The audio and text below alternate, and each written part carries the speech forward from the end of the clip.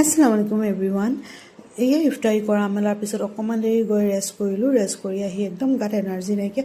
এয়া ইফতাৰী কৰা কাঁহী বাতিখিনি আছে আৰু আজি চেহেৰীৰ কাৰণে তৰকাৰী বনোৱাই নহ'লে ইফতাৰীৰ সময়ত, তো সেইকাৰণে মই ভাবিলোঁ তৰকাৰীখিনি পটাপট পাতি লওঁ বুলি, নহ'লে মানে পিছত বনাবলৈ মন নাযায়। আৰু এইপিনে বেঙেনা মই বনাইছিলোঁ, শুকান মাছ দি বইল কৰিছিলোঁ আৰু চিকেন বনালোঁ। সেইখিনি সানি মেলি ধুনীয়াকৈ বনালোঁ চালি।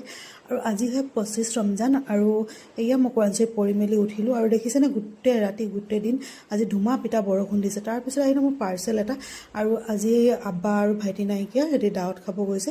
আৰু এয়া মই আৰু হাজবেণ্ড আছোঁ, তো ভাবিলোঁ অকণমান বিৰিয়ানী বনাই দিওঁ। আৰু আজি একদম শ্বৰ্টকাট বনাইছোঁ বিৰিয়ানীখিনি।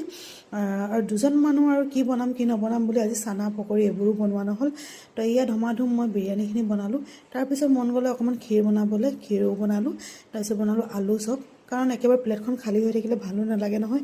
তো সেইকাৰণে ইয়াত কণী দুটা বইল কৰিলোঁ। সেই বইল কৰা মেলা হৈ গ'ল আৰু এইপিনে ইফতাৰী বাৰা মেলাও হৈ গ'ল। আৰু এতিয়া